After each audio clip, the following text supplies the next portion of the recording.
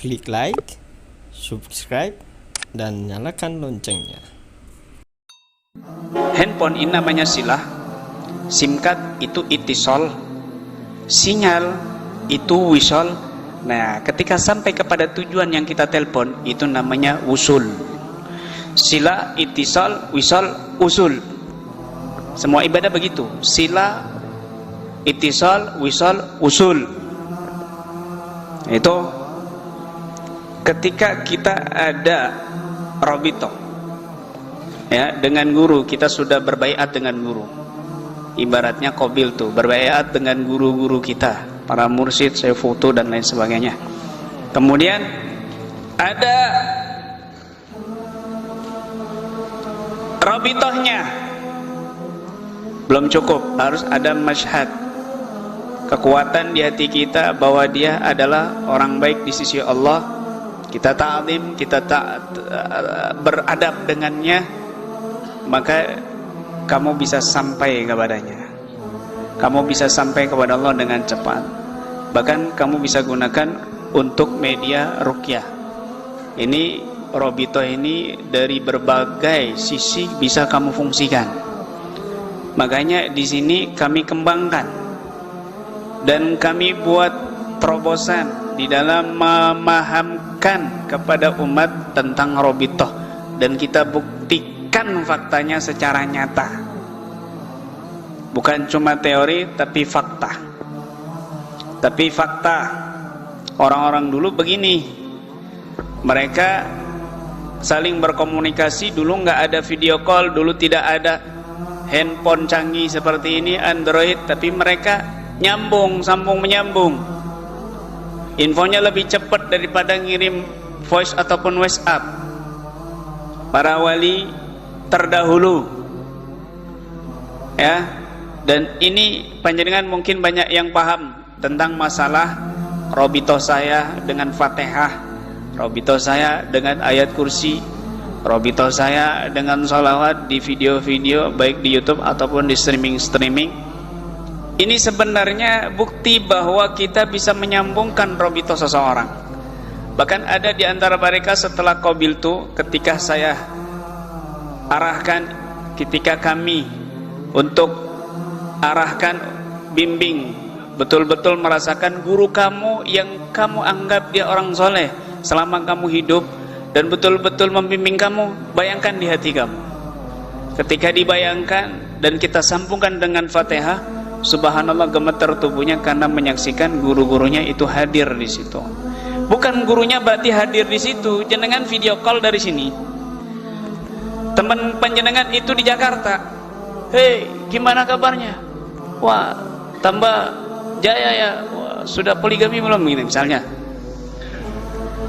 Maka di sini bukan berarti yang di Jakarta itu hadir di Bangkalan. Dimensi berbeda, dia di Jakarta, bukan di dimensi Bangkalan. Ketika seseorang itu menyambungkan hatinya kepada Syekh Futu, kepada Syekh Tarbiyah, hadir sosoknya itu, syahsiyatuhu, kata Imam Ghazali, bukan berarti orang itu hadir di hadapan kamu, tapi hadirnya di dimensi yang berbeda. Begitu. Ketika orang menyaksikan Rasulullah SAW hadir, bukan berarti Nabi itu hadir di hadapannya. Ketika melihat Habib Fulan, tidaklah Habib Fulan ini terkecuali wajahnya mirip dengan Rasulullah. Misalnya Habib Umar mirip dengan Rasulullah, Habib Ali Al-Jufi mirip dengan Rasulullah, Habib Abu Bakar As-Sigab mirip dengan Rasulullah, padahal wajahnya berbeda-beda. Ini adalah bukan berarti wajah Nabi seperti mereka berubah-ubah, bukan. Tapi karena mereka mengistihdorkan Nabi di hati mereka, maka wajah Nabi ada pada wajah mereka. Itu istihdor. Kita diajarkan istihdor di dalam sholat. Kita diajarkan menghadirkan Nabi di dalam sholat. Makanya banyak ulama mengatakan, tidaklah aku bermimpi Rasulullah kecuali wajahnya seperti Al-Habib Ali Al-Jufri, seperti Al-Habib Umar, seperti Al-Habib Fulan, seperti Kiai Fulan, seperti Kiai Khalil Bangkalan wajahnya. Bukan berarti wajahnya seperti mereka-mereka, bukan. Tetapi wajah Nabi SAW ada di hati mereka, sehingga orang melihat wajahnya orang tersebut seperti wajah Nabi. Saya lihat kamu wajahnya seperti Habib Fulan, kadang berubah jadi Habib Fulan, kadang berubah jadi Kiai Fulan, kadang. Bukan berarti wajahnya berubah-ubah, tidak, tapi karena istihdar salihin di hati mereka senantiasa tersambung, terkontak, maka seolah-olah kita melihat seperti gambar yang ada di laptop ini disampaikan ke proyektor. Bukan berarti proyektornya itu gambarnya itu, bukan, tapi ada di sini. Karena ada sambungan robitohnya, maka seolah-olah proyektornya gambarnya itu.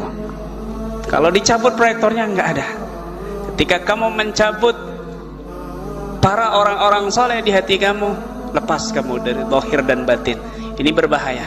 Ketika kamu mencabut dari guru kamu yang soleh, mursyid kamil misalnya, maka setan nggak takut lagi sama kamu. Kenapa? Nggak ada sosok orang soleh di wajah kamu, nggak ada sosok orang soleh di pribadi kamu, nggak ditakuti lagi oleh setan dan jin.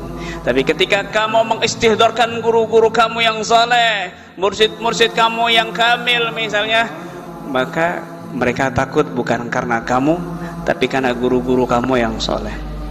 Bukan karena wajah kamu lebih serem daripada jin, tapi karena ada aura wibawa di wajah kamu, karena kamu selalu mengistihdorkan orang-orang soleh di hati kamu. Begitu.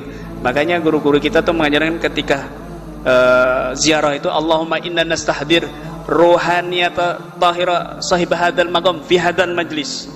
Para guru-guru kita, para habaib, para kiai itu mengajarkan begitu, ya Allah, hamba niat menghadirkan ruh suci sahibul maqam ini di sini ya Allah. Begitu. Supaya merasakan kehadirannya, supaya berasa duduk bersama mereka, dan auranya kecipratan, barokahnya kecipratan untuk kita. Itu adalah tentang sedikit buku Al-Madadus Samad. Al-Madadus Samad. Maka cara menyambungkan mendapatkan Al-Madadus Samad, kamu harus melakukan prinsip dan manhaj guru-guru kamu yang soleh. Jangan jauh dari guru-guru mereka. Makanya Syekhona Khalil Bangkalan itu ketika memberikan tongkat dan ayat Toha tadi itu, ayat itu lanjutannya khud wala takhab, ambil, jangan ragu, ambil, ayo kembali ke tongkat ini, ayo kembali ke prinsip tongkat yang diberikan oleh Syekhona Khalil Bangkalan. Jangan jauh dari prinsip ini, khud wala takhab.